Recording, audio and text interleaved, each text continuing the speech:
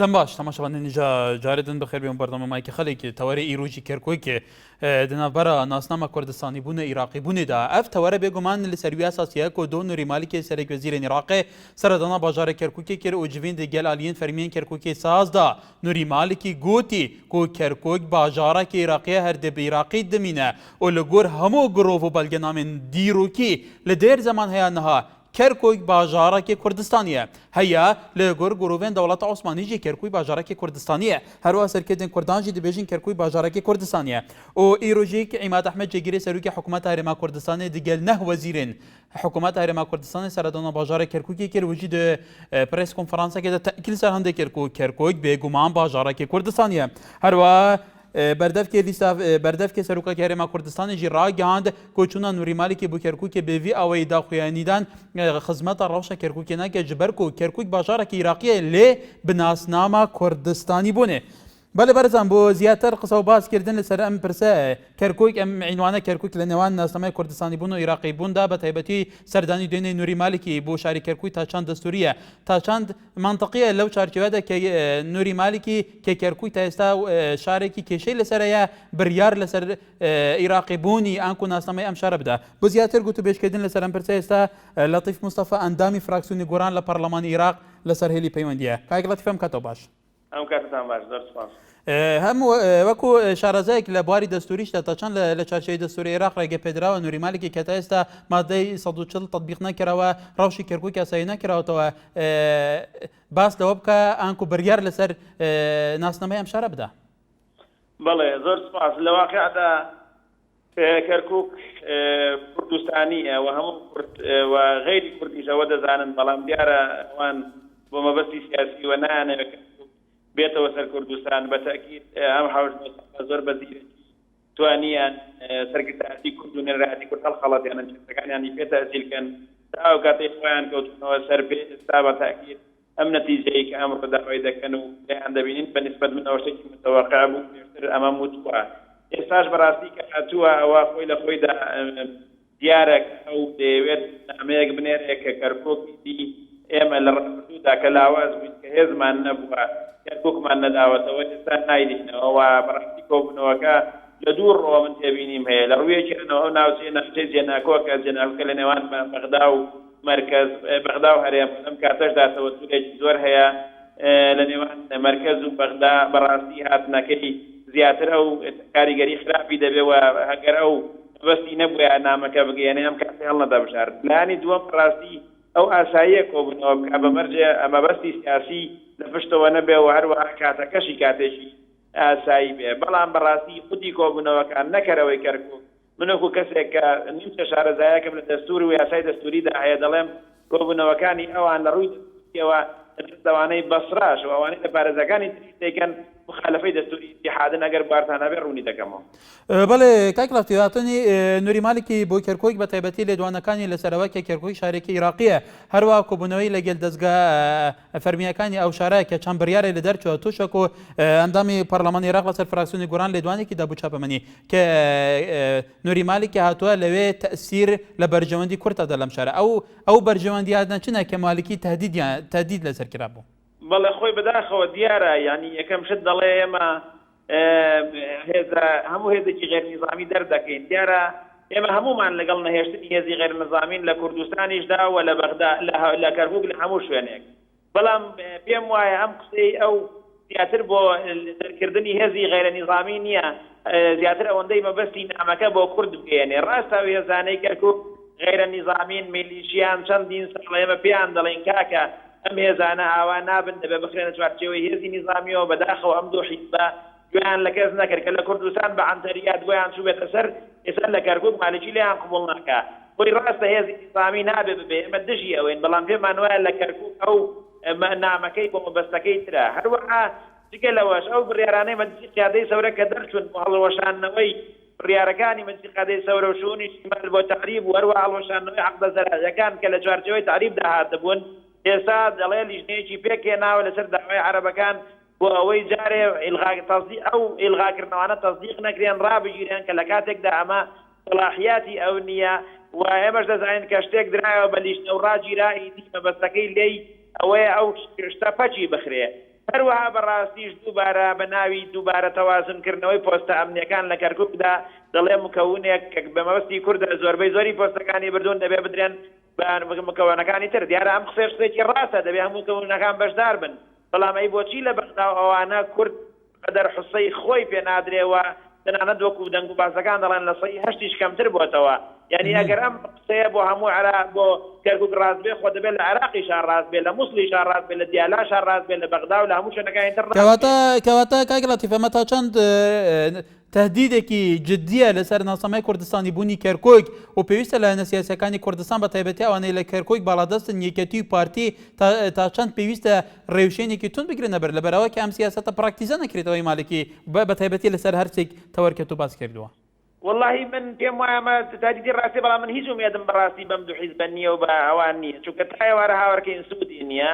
لە 2023 خەڵک هاوار دەکا و بەڕاستی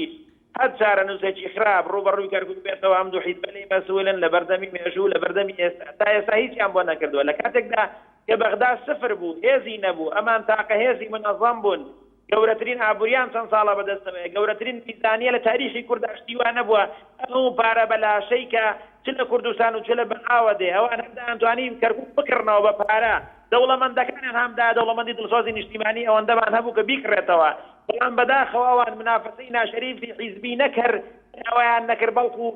مسابقان دەکرد لە سەرهێنانەوەی تعریبەکانیش کە ڕایان کردبوو لەبەرە من بۆ خۆم زۆر ومێدم پیان نێ و داوای هیچیان لێ ناکەم چونکە ئەزانم هیچیان پێ ناکەم بەڵێ کاک لەتیف دوا پرسیارە کرد بە کورتی ئەوەیە ئەمڕۆ عیماد ئەحمەد جێگیری سەرۆکی حکوومەتی هەرێمی کوردستان بە یاوەری نەهوەزیر سەردانی نەوەرزیری هەرێمی کوردستان بێگومان سەردانی شاری کەرکووک کرد ئەویش لە لێدوانێکی ڕۆژنەمەوەندیدا پێچەوانەی نووری مالکی باسەوە کرد کە کەرکووک باژارێکی کوردستانیە کەس ناتوانێت ئەمە نکۆلی بکە ئەمە تا چەند ئەبێتە ڕەتفعلێکی باش لەسەرەوە کە وەکو مەسەجی کوردیش بوو نووری مالکی کاوانی شەڕۆی سێنەیە و تا چەند کاریگەری لەسەر وازاکە بە تایبەتیان پێشاتە نایە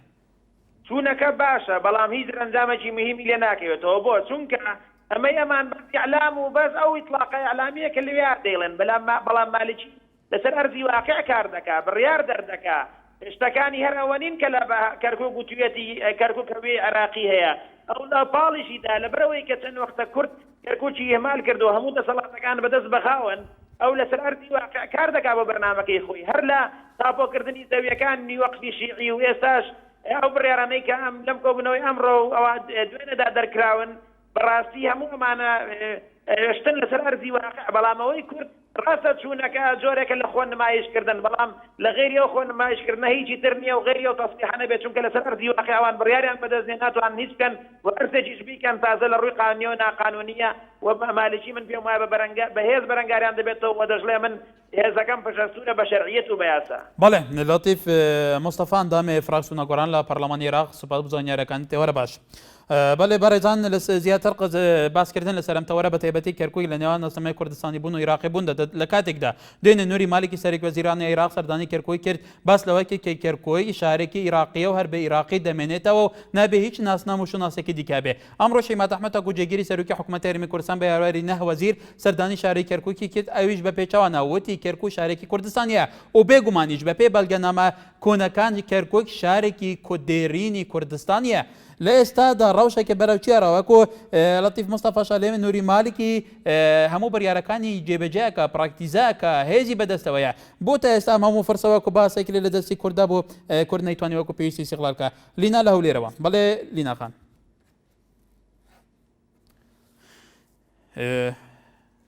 لیناکە لەسەر هێلی پەیوەندی مابێ؟ لیانا لە هەولێرەوە. بەڵێ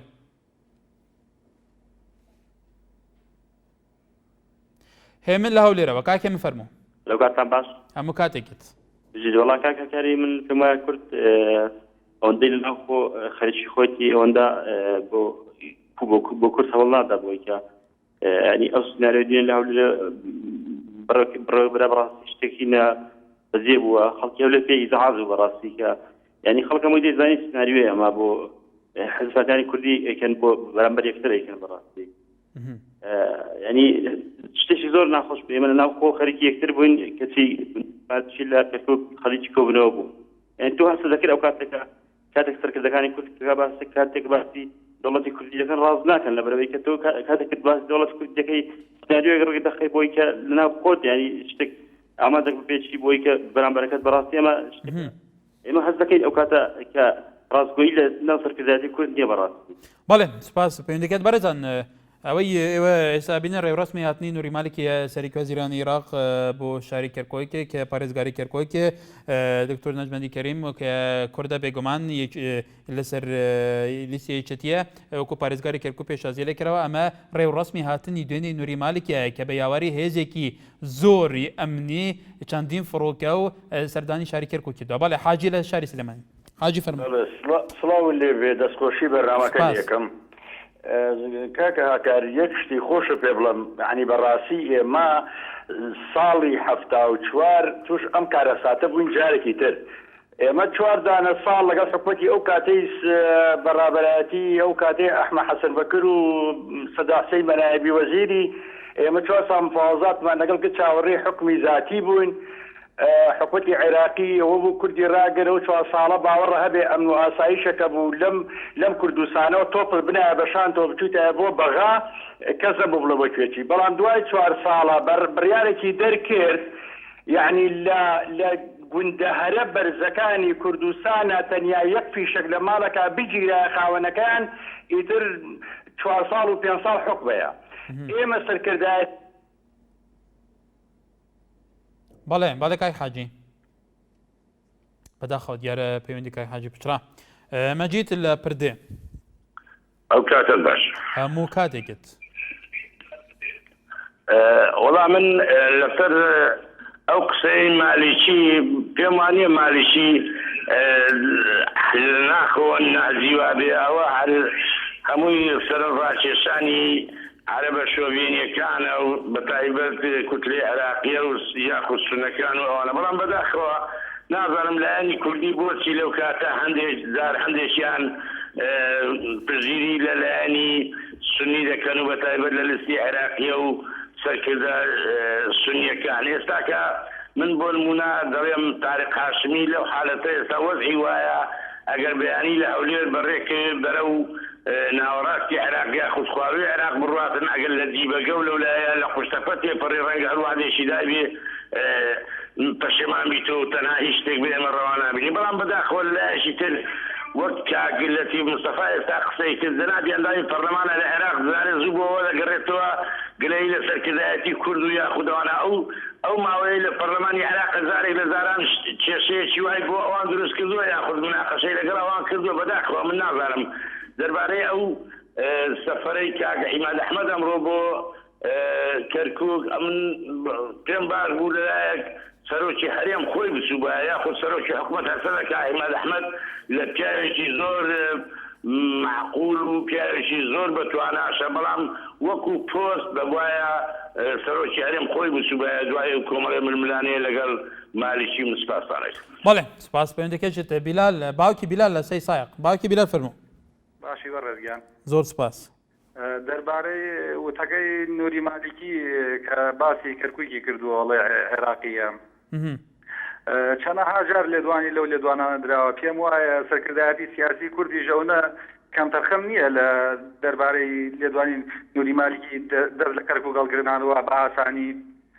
کە چەندەها شەیدیش لە پێناوی کەرکووکا دراوە ئەو وتەی کە ئەوەی ئەیات مەفز بەزانی پێش ئەو وتەی کە کەرکووک دڵی کوردستان و کوردستانی بە کوردستانی ژەمێنێتەوە بەس من یەک پێشنیاری بچووکەمە لە بۆ حیزب ئیسلامیەکان کە ئەوە خەڵک هانیان بچنە سەرجادە و پەرلەمان بەنە بەرد لە کەرکووک بیناکانی حکوومەتی عێراقی بەربارانکەن بیناکانی حکوومەت هێرێم نێنە بەرد حیزب ئیسلامیانە بەڕاستی چیانەوێت لە هەرێمی کوردستان ئەوە بە ئیشێکی باشی نازانم. بەڵێ باوکی بیلال سپاس بۆ سەرنجی تۆش محەممەد لە کەرکووکەوە کاک محەممەد کە تۆ لە کەرکووکی لە ناو ئەو شوێنەی کە ئێستا ئێمە باس تەوەری بەردەمەی ئەمڕۆمانە ئەو ڕەوشە ئەو جیاوازیی هاتنی دوێنێ مالکی و ئەمڕۆی عیماد ئەحمەد لە کەرکووک بەرپرسێکی عەرەب و بەرپرسێکی کورد چونێکە دەیتەوە تا چەند تەئسیری هەبووە بۆ سەر ڕەوشی کەرکووک؟ وەڵایی جارێکیان زۆر سپاسانەکەین بۆ ئەم تەوەرە بەڕاستی دەستخۆشی لە کاک عیمادەکەم و ئەمەوێ زیاتر بەرپرسە کوردەکان بێنە ناو کەرکووکەوە. بەڵێ ئەمە تا چەند ڕەتفعلێک بوو تا چەند لە ڕووی معنەویە تەسیر لە سەرجادی کەرکووکە بوو کە بەگومان پڕانی کوردستانیە هاتنی عیمات ئەحمەد بەڵێ تەسیری هەیە تەسیری هەیە چۆن تەسیری نییە ئەمانەوێ سەرۆک بارزانانی بێت ئەمانەوێ کاکنەوچیر بێت بسوڕێتە ناو شارەکە نەکەر بێت و ناو پارێزگا دانیشتۆ بڕوان نە بۆ ئەو ملەتە دەرچێت پێشوازیان لە بگرێ بۆ ئەوەی ئێمە دەرەچینە سەر شەقام ئەڵێن ئێمە ئاڵای کوردستانە کەرکووک کوردستانیە نەک مالێکی بە فڕۆکە و بە تەیارە و بە دەبابە و بە ناقلات و بە جێش و بە تۆ بێت هەر شەب کاتە سەر کەرکووک هاتنی دوێنێ نوری مالێکیەوە کۆتواڵێ بەو شێوەیە باوە تا چەند تەسیر لە سەرجادەی شاری کەرکووکە بوو وەڵای تەسیری نییە بە ئێمەوە بەس ئەمە چییە ئەمە هاندانێکە بۆ ئەو شۆژینانە کە دەستی خستێتە ناو دەستی مالیکیەوە بۆ ئەوەی پەخستنی مادەی سەتوچلەکە بەس ئێمە ڕەخنەمانەیە و گلەییمانەیە کە ئەیبەن لە پارکی باوە گورگور لەوێدایەنن ئەمە حیفە مالیکی و ئەتباعی مالیکی بڕۆن لە ناو باوە گورگور دانیشتن ئەمە کێ قبولیەک دەرەساکە بووە وەزیرە کوردەکان بایکۆتی دانیشتنی وەزیری لەگەڵ ئەنجومەنی وەزیران ناتن بۆ کەرکووک بووە ئەنجومەنی پارێزگای کەرکووک بایکۆتیان نەکرد ینی کوردەکانی ئەنجومەنی پارێزگای کەرکووکە کۆتواڵێ بەشداری کۆبوونەوەکانی مالکی بوون ئەبێ بایکۆتیان بکردایە بۆ نەیکردوانارێ ئەمە نیازی خراپە بەڵێ کای محەممەد لە کەرکووکەوە سوپاس ئازاد لە دووکێ سپاسانەکەم سپاس کای ئازاد کەنم گە بله مرحبا وشي حضرتك زور سپاس هر بجید فرمو سپاس گله سپاس سبب بوبتها براستی یعنی نظام وکی شیلیه که هی ویژن مالکی هاتا کرکی مثلا دیراشی گل برپسید کردانه ریشخای ای با پارزگاه کرکی که ما نکرده اوید گردشی خواه و یادویشی او همی او وزیر کاک ازاد بو زانیاریتا جوات او نوری مالک هاتا بو بوره پیشترجی باجار بصره کومبینا آسایی جوات وزیر عراق اللي ويكر بو دوجي هاتا كركوك کومبینا جوات وزیر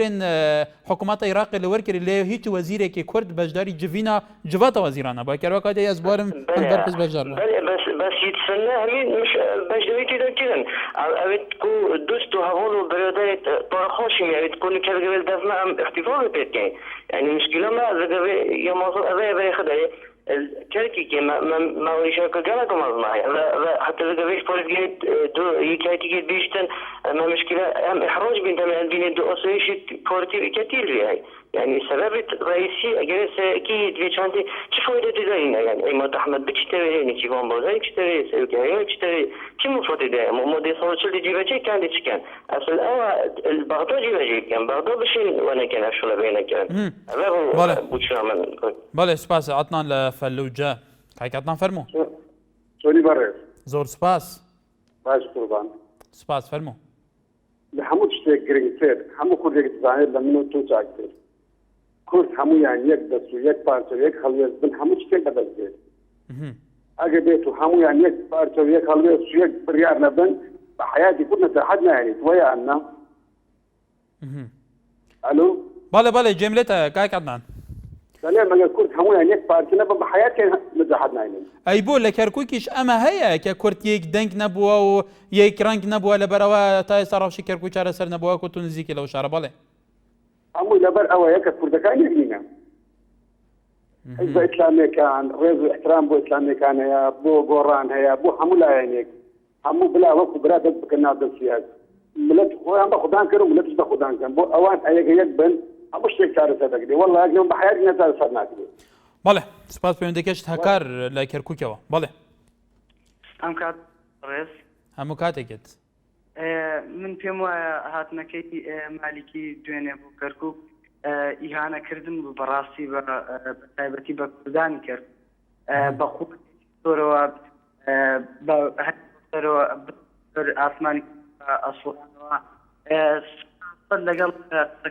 کاکە کارەکە جێگەکەت بگۆڕی بۆیە باشە دەنگی تۆ جێم لێ بێ هەسەکەم شەبەکە تەوانێ بەڵێ من پێم وایە سەردانەکەی مالیکی بۆ کەرکووک ئیهانەکردن و بە کوردانی کەرکووک بە تایبەتی لەبەر ئەوەی بە قووەتێکی زۆر و بە عەرزی عەزەڵاتەوە هات و بە کۆپتەر بە ئاسمانی کەرکووک ئەسوڕایەوە بە هێزێکی یەکجار زۆرەوە و ئەوەی پێمان پیشاندا کە من بەهێزم ئێوە ناتوانن بەرەنگاری من ببنەوە تاس 100% لەگەڵ قسەکانی بەڕێز دکتۆر لەتیفم ئەو کە باسی لەوە کرد مالکی بە لەسەر ئەرزی واقع قسەکانی پراکتیزە دەکا بەڵام ئەمڕۆ سەردانەکە عیماد ئەحمەد بەڕاستی ڕەبسەعلێشی زۆر سادە بوو پێم وانییە هیچی پێ بکرێ لە ڕووی بەرزکردنەوەی معنەویاتی کوردانی کردەوە لەبەر ئەوەی کوردانی بڵین سیاسەکانی کورد هەمیشە ئەو قسانە ئەکەن بەڵام تەنیا وەکو قسە ئەیکەن کەرکووک دڵی کوردستانە و ئەوەی کوردستانەوە کە لە ڕاستیدا هیچی وانیە بەڕاستی ڕەوشی کورد لە کەرکووک زۆر خراپە ئەگەر وا بەڕاستی بە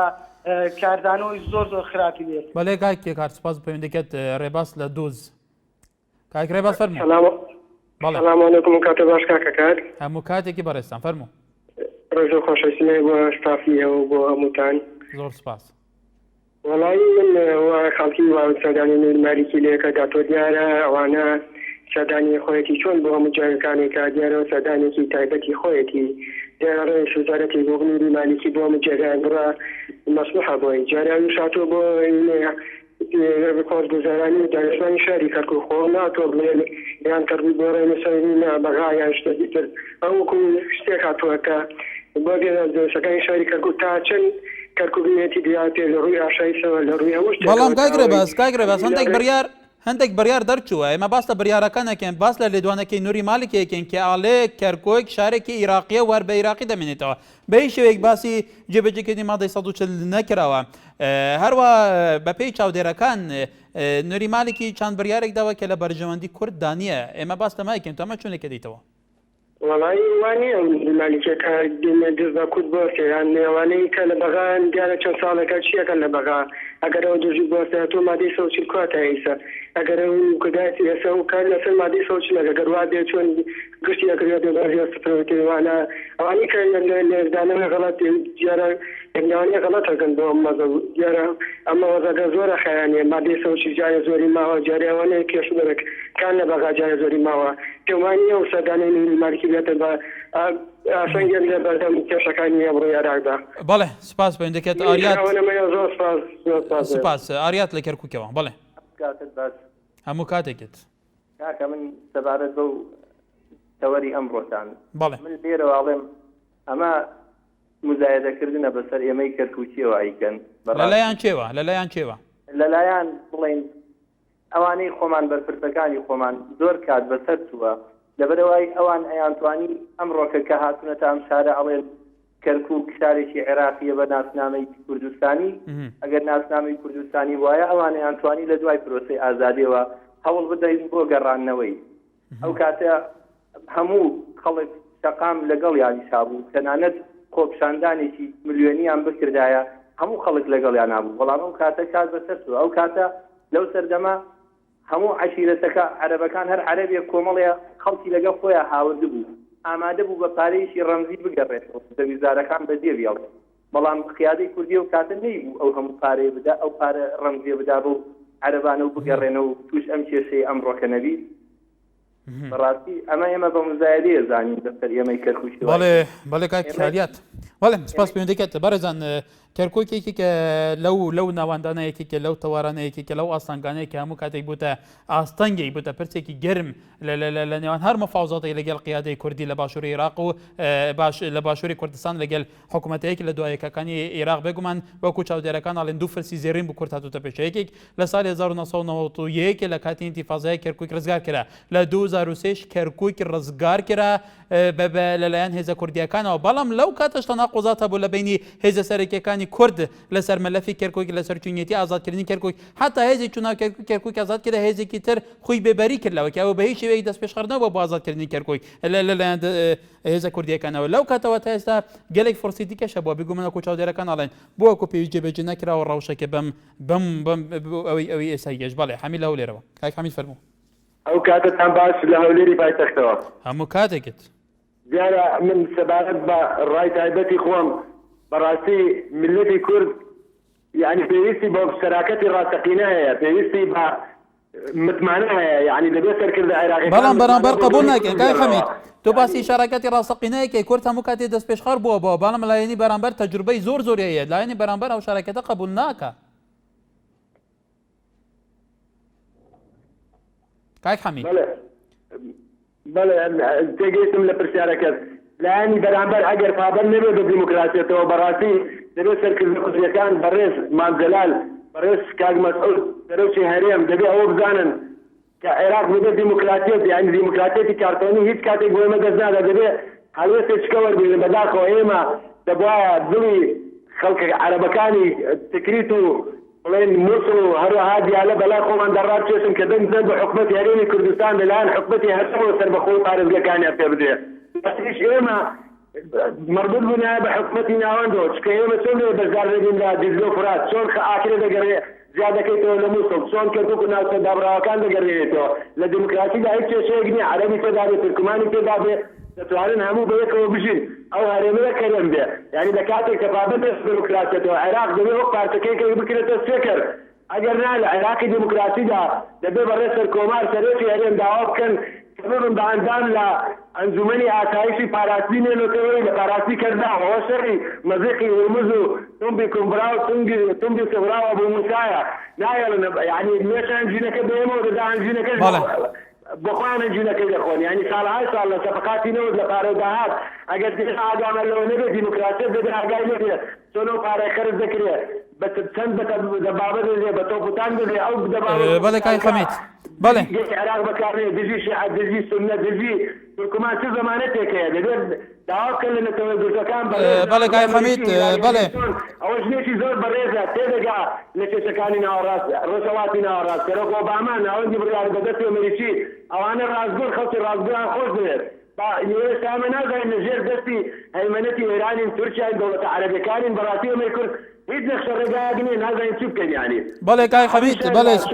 سپاس پەیوەندیەکەت سپاس بۆ پەیوەندیەکەت کای حەمید بەڵێ بەڕێزان پێشتریش پارێزگاری کێرکۆک ڕایگەیاندبوو کە تا ئێستاش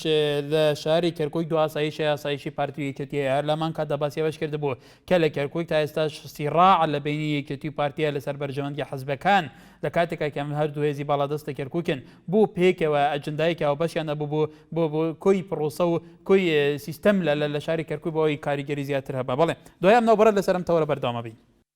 دووبارە سەڵاو بەڕێزان لەسەر تۆری کومەڵاتی پیجی نارتی ئاکۆ شێخ جەلال نووسیویەتی هیوادارم هەموو سەرکردە کوردەکان هاو هەڵوێز بن بەرامبەر بە مالکی من خۆم بە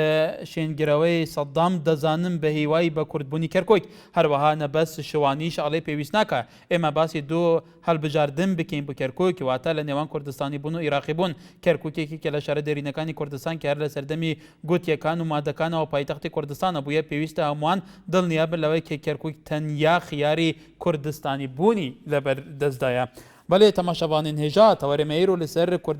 کەرکووی دنابارە ناسنامە کوردستانی بوون و عێراقی بوون دەنەها داهان سەرکردن کوردان دەبێن کەرکووی کوردستانیە بێگومان لە گۆرگۆڤێن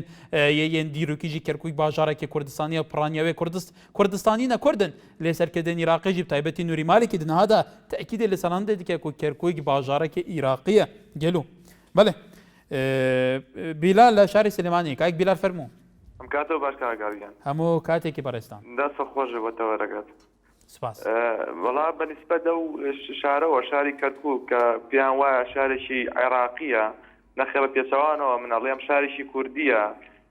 ئەگەر بێتە سەر مەسەڵەن ئیحساییە بکرێت سەرژمێری گشتی بکرێت طبعا کورد دەرەچێت لەو وەضعەیە بۆ یەکە نەشیان خستۆ پشتگوێشیان خستووە بۆ خیتابێ نایە بڵێ کابرا بڵێ چۆن شارێکی عێراقیە و هینی عێراقە کاکە ئەو شارێکی کوردیە حەچی ساڵێکی بێتەوە سەر هەرێمی کوردستان حەق واشە کاکاری ینی حیزبە سیاسەکانی کوردستان مەسەڵەن بەڕێز مامجەلال سەرۆشی هەرێم یعنی داکۆکیکەن لەو وەضعە کە ئێستا کەرکووی تێکەوتووە یعنی کاک بیلال یەکێک لە شاری کەرکووک لە پەیوەندیکەیە کە جەناب جێلێ بێ باستەوەی کە ئەڵێ ئێمە نامانەوەی کەسی تر مزایدەمان بەسەر ئێمە کەرکووک ئێمە بکە ئەڵێ زۆر فرسەی باش هاتووە یەکێک لەوانە پرۆسەی ئازادی عێراق لە 2003ەوە ئەڵێ فرسێکی زۆر باش بوو کە سەرکردەکانی کورد هاتبوونە بوو کەرکووک تەنانەت عەرەبەکانی کەرکووکیش ئەوانەی هاوردەنە ئامادە بوون بە پارێکی زۆر کەم کەرکووی بەجێ بێنن بەڵام ئەوان لەو کاتەیە ئەو فۆرسە زێرینە لە دەست خۆیاندا لە دەست ئێمەیاندا تو بۆ ئەمە چیاڵێ و کاکاگەژان من پێم وایە کە کەرکووک شاری کوردیە یعنی زۆرینەی کوردن یعنی کە کابرا هەسا ڕۆشتۆ بۆ شاریکە دانیشتووە لەواتە بە ناحی ئەمنی ئەی کەواتە بوو تا ئێستا ناتوتە سەر کوردستان بوو تا ئێستا فعلەن لە ژێر دەسەڵاتی کوردی دانیە کاکاگەژیان مەوزوعەکە ئەوەیە کە کوردەکانی لای خۆمان ئەرێ بە تەواوەتی بۆ نمونە داگوریکردن لەسەری حیزبە سیاسیەکان یەک دەنگ بن یەک هەڵوێز بن کە یەک دەنگ و یەک هەڵوێز بن هەموو شتێک ئەکرێ بەجددی کاکە مالی سەوسد بۆچی هاتوویشێ لەوانە کە بێت گەڕوگەتۆ ناو گەردۆسە هەرێمی کوردستان یعنی مالیشتیەک ئەم گرێبەستێ هەولێری قوبوڵ ناکات جێبەجێی ناکات کەواتە هەر کورد نییە کە مەسەڵەن جوژناتی لەگەڵ جۆرەکان لەگەڵ مالیشیا هەیە عێراقیش هەیەتی لەگەڵ یا کە بەڵێنەکان جێبەجێ ناکات وا ئەکەن ئێستا سەد دەرەکە بەڵێ کاک بیلال بێگومان بەڕێزان پرسی کورد پرسێکی نەتەوەی و نیشتیمانی و جوگرافیا لە عێراقا پرسێک نییە پرسی تایفە بێ ئەمە سونە ئەمە شیعە ئەوانی ترش عەرەبی شیعە و عەرەبی سونەنە بەڵام کورد وەکو نەتەوایەکی جیاواز جوگرافیەکی جیاواز کلتورێکی جیاواز لە عێراق پرسی کورد لەسەر ئەمەیە تا چەند گرنگە تا چەند گرنگە کورد لەسەر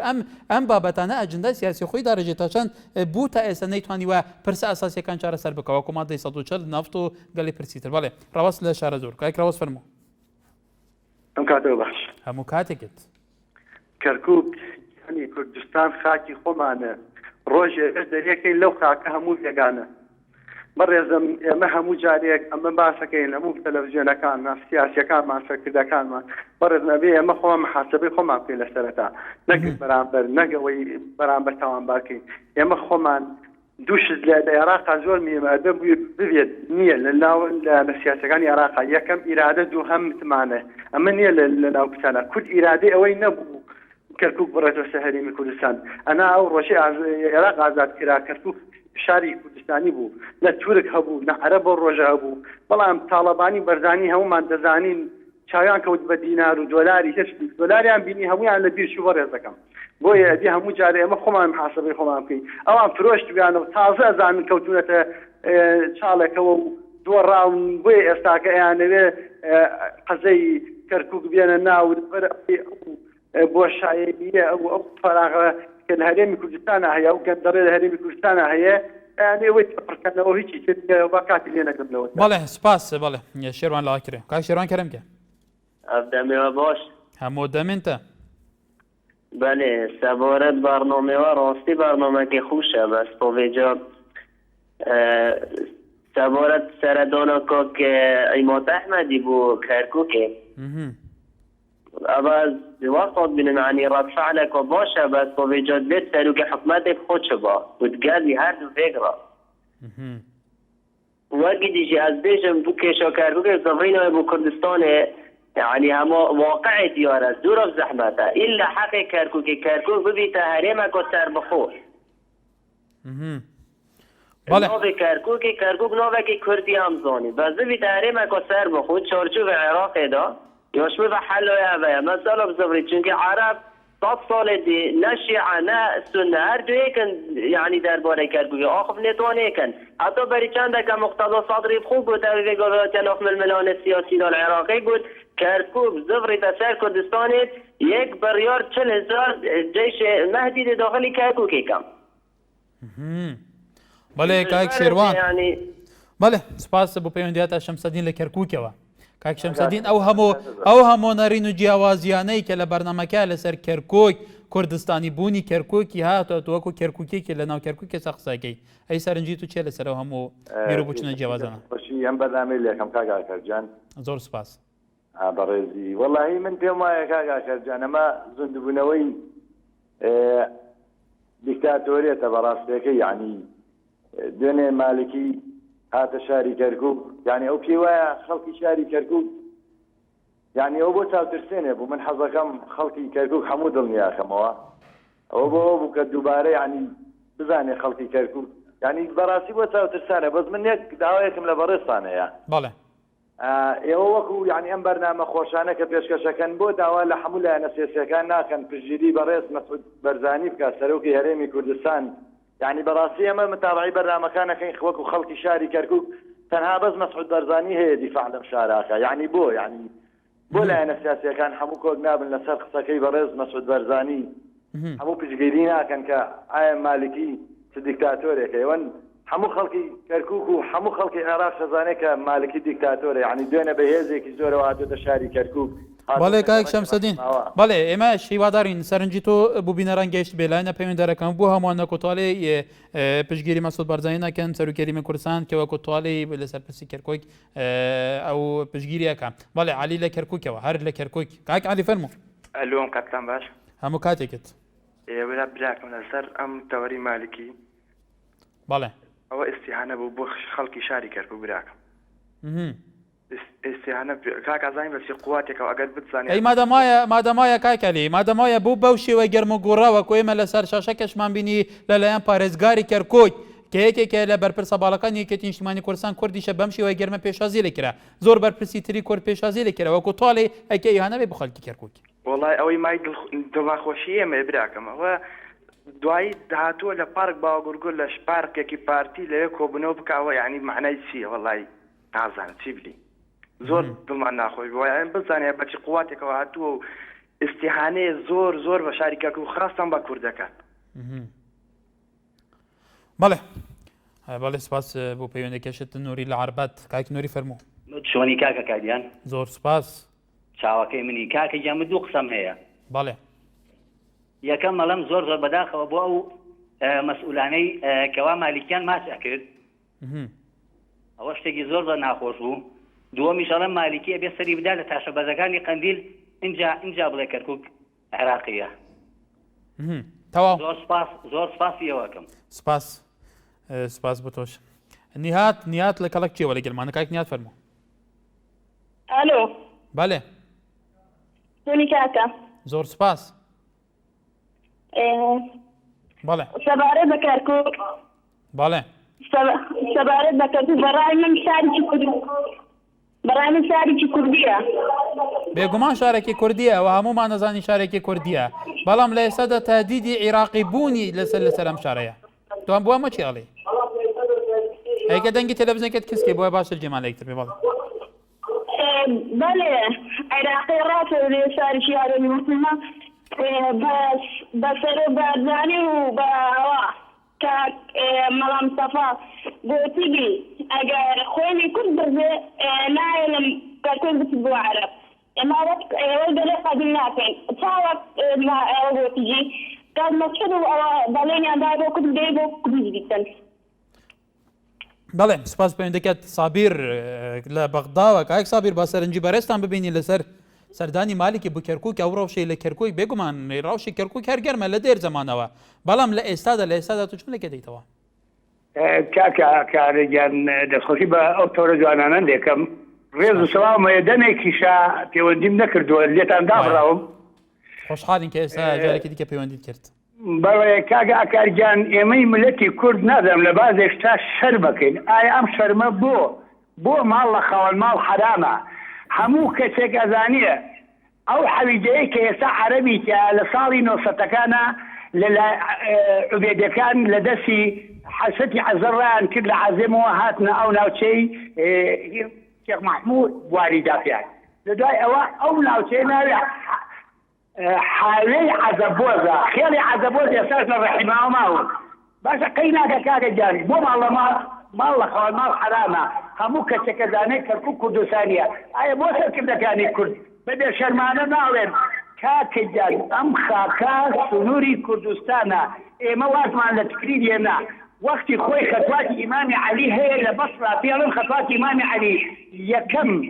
ڕژی ئیسلام لە خەتواتی ئیمامی عەلیەوە بوو لە خۆزوبێرەوانەیە کە هاتنە ناوچەی کوردستانەوە خەیرە ئێمە لەسەر سەرمان ئێمە ئیسلامین ئێمە بڕوامان بەباوەڕ هەیە بەڵام ئایا کەسێک بۆ خوا بگویجە ماڵی کەس داگیرەکە ئەمانە بە ناری ئیسلامەوانێ چەند ساڵە کورد دەچۆچێنەوە تورک بە ناوی ئیسلامەوە فارس بە ناوی ئیسلامەوە عەرەب بە ناوی ئیسلامەوە کاکەجان ئەمجا دوایەوەی کەوا مالیکی هاتووە دەباتی ئەمانە هەڵسندان بەرهەڵستیکەن ئەبوایە دوێنێ بایکۆتی هاتی مالیکی بکرایە هەموو گەلی کورد لە کەرکووک بە یەک دەمبێن بۆستایە بیوتە ئێمە وەکو میوانێ تۆمان قبوڵە بەس وەک ئەوەی دێی بۆ ئێرانە کەرکووک بە ناوچەیەکی عەرەبی لاوبەری ئێمە ڕازی نین ئەنجا دوای ئەوە بەڵێ کاک سابیر کردەکاری کورد ئایا لەو کارە ناسکەیە بۆ دوو ئاسایشی دوو بجر شۆشتە ببێ لە کەرکووکە بۆ یەک دەست و کاک سابیر ئەگەر بە کورتی جابی پرسی من بدەیتەوە وەکو ڕۆشنبیرێکە لە بەغداش دانیشی بێگومان زۆر ئالتەرناتیف هەیە زۆر میکانیزم هەیە بچوونیەتی چارەسەرکردنی ڕەوشی کەرکووی مادەی 140 هەیە کە مادەی 140 لەمە چند کابینە ڕۆیشت و چند خۆلی پەرلەمان ڕۆیشتار لە ناو دەستور تەثبیت کراوە دەبێت جێبەجێ بکە لیژنەبوودانەوە پارێکی زۆر بۆ سەرف کراوە هەروە سەرکردەکانی کوردیش زۆر جار لە ڕاگەیان نەگەشتیەکان تاکی لەسەر کوردستانی بوونی کەرکووکەنەوە ئەی کێ خەمسارە کە لە ئێستادا ڕەوشی کەرکووی بەمە ڕاستە بگات گیان لەبەرەوەی کور یەکدەم و یەکڕەن نییە ئەمە یەک دومینی شۆڤێنیتی عەرەب بڕیاریان بەدەست خۆیان نییە بڕیاریان هەموو کاتێک سەرجەم لەگەڵ تورکیا و ئێران و سووریا هاتووەکەنەوە چی بکەن لەگەڵ کووردا بۆی ئەبێ کورد خۆی یەک گیان یەکڕەن بێ بەبێ شەرمانە بەڵێ کاکی سابیر سوپاس بۆ سەرنجەکانت گیارە کاتمان زۆر کەمەوە سامان لە سلێمانی کای سامانێکە بە کورتی فەرموو کاکە ئێوارەتان باش باشتر بۆ بەڕێستا سەرەتا دەستخۆشکەری ئەو بەرنامەیەتان یەکەمەگە بڵم تاگە کەناڵن بەرنامی ئاوە تایبەت و قەشەنگ پێشکەشەکان زۆر سپاس بەڵێ بەڕاستی شتێکی سیر و سەمەرە بە چاوی هەموو خەڵک میرزا کە مالیکی بەو شێوەیە هاتە شاری کەرکووک وەکو چۆنەڵێ ئاگادارکردنەوەیەک بوو بۆ کورد کە ئاگاداری خۆتان بن لەبەر ئەوەی زۆر قاعیدەکانی کورد ئەبێ زۆر بە چاوێکی خۆشەویستیان و سەیری شاری کەرکووک بکەن لەبەر ئەوەی شاری کەرکووک بە خوێنی پێشمەرگە بە هەوڵی هیمەتی میلەتی کورد ئەو شارە ئاوا ڕزگار کرا هاتە ژێدەستی کوردەوە بەڵام بەداخەوە دوێنێ بەو شێوەیە مالیکی بەو هەموو فڕۆکەی و بۆ هەموو جایش و قواتەوە کە دابەزێتە ناو شاری کەرکووک وەکو کەرکووک بەتەنیا بە شاری خۆی بزانێت بەڵام بەداخەوە ئێمە بەداواکاریمان لە قاعیدەکانی کورد هەیە هەمووی بە یەک دەنگ هەمووی بە یەک هەڵوێستەوە بڕوان نەکەرکووک هەمووی دیفاع لەو شارە خۆشەویستە بکەن بەڵێ کاک سامان ببەرە گیارە کاتمان زۆر کەم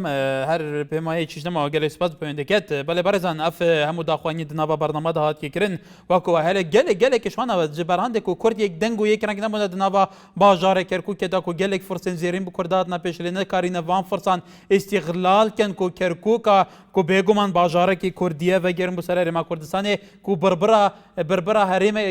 ya iqtisada Kurdistanê nafta Kerkûkê nehiya jeopolîtik, jeostratejî, jeoekonomîk Kerkûk cihekî herî stratejîya bi Kurdan bû heya na Kerkûk her li ser vê rewşeyê gelo. Belê heya sebeyê tewerekî germtir em di xizmeta we de bîn. Her şad û bextewar bin.